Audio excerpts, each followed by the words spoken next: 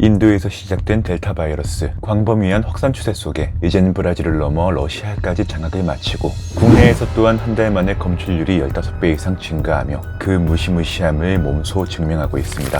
여기에 지난달 관심 변이로 지목된 람다 변이는 델타 변이보다 위험한 종이라는 루머와 함께 확산을 거듭하고 있는데요. 하지만 현 시점에서의 진짜 문제는 고작 델타, 람다가 아닙니다. 여러분은 현 시각 변이 바이러스의 수가 수천 종에 이른다는 사실을 알고 계셨나요?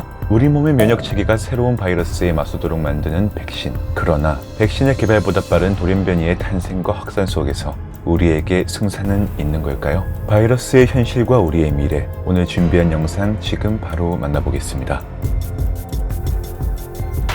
러시아 백신 연구 당국은 기존의 코로나보다 델타, 감마 변이가 더 쉽게 확산되며 백신으로 인한 항체 효능을 떨어뜨릴 수 있다는 입장을 공식적으로 발표한 바 있습니다. 세계보건기구 WHO는 변이 바이러스의 이해를 쉽게 하기 위해 영국발 변이를 알파, 남아공발 변이를 베타, 브라질발 변이를 감마, 인도발 변이를 델타, 페루발 변이를 람다로 명명한 바 있는데요. 지난달 관심 변이로 지목된 람다 변이의 경우 지난해 남미 페루에서 처음 확인된 이래 올 4월 페루에서 발생한 신규 감염의 80% 이상이 람다 변이에 의한 감염이라는 사실이 확인됨에 따라 주목받기 시작했습니다. WHO는 6월 기준 전 세계 29개국에서 람다 변이가 확인된다는 발표를 한 바 있고 그중 아르헨티나와 칠레에서는 람다 변이 감염 사례가 급격히 늘어나고 있는 것이 확인되어 또 한 번 세계를 공포에 몰아넣었죠. 불행 중 다행인 것은 아직 국내에서는 단 한 명의 람다 변이 감염자도 확인되지 않고 있다는 것이고 그 영향력은 남미에서 북미로 확산 중인 상황이나 람다 변이 감염자가 발견된 미국에서도 아직까지 델타 변이 감염자가 80%를 차지하고 있는 상황입니다.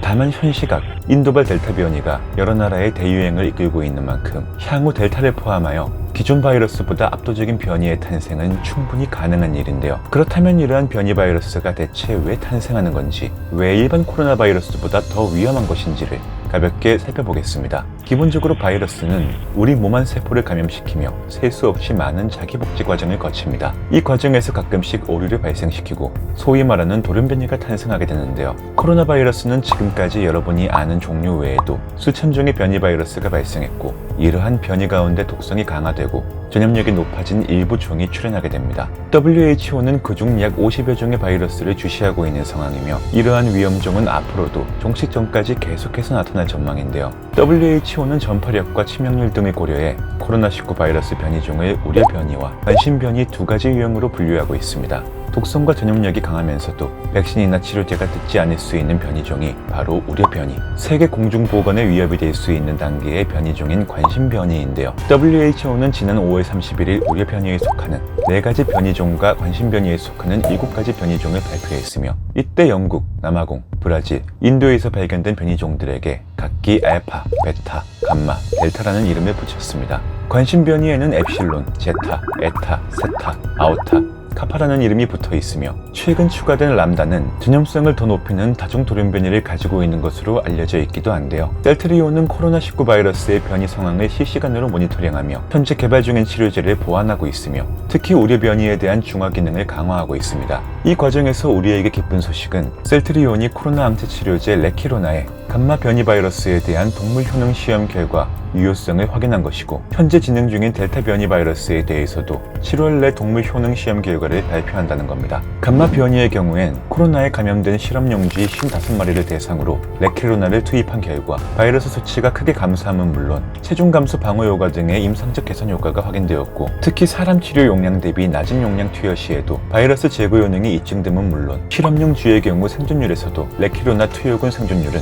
100%인 반면 대조군 생존율은 0%로 나타났습니다. 이는 앞서 셀트리온이 진행한 베타 변이에 대한 실험 결과와 일치하는 결과이며 아울러 베타 및 감마 변이에 대해서 세포 수준 중화 기능이 낮아질 수는 있으나 생체 내에서 충분한 치료 효능이 발휘된다는 것에 의미가 있는 것이죠. 하나 덧붙이자면 전문가들은 앞서 말했던 람다 변이의 경우 델타 변이만큼 전염력이 강하지는 않을 것으로 예측하고 있습니다. 이 때문에 WHO도 람다 변이를 알파, 베타, 감마, 델타 변이처럼 우려 변이로 분류하지 않고 관심 변이로 포함시킨 것인데요. 전염력이나 치명률이 높은 우려 변이와 달리 관심 변이는 실질적 이력이 확인되지 않은 상태이고 현재로서는 여전히 델타 변이 방어에 집중해야 한다는 의견이 지배적인 상황입니다. 하지만 우리가 직면한 가장 큰 문제는 이러한 항체의 개발과 보완보다도 돌연 변이의 탄생과 확산 속도가 더 빠르다는 건데요. 현 시점에서 관심 변이로 분류된 람다 변이의 경우도 안심할 수가 없는 것은 당초 국내에서는 델타 바이러스 역시 걱정할 바가 아니라고 했던 것에 반해 6월 이후를 기점으로 코로나 검출 건수의 60%를 훌쩍 넘어가게 된 것으로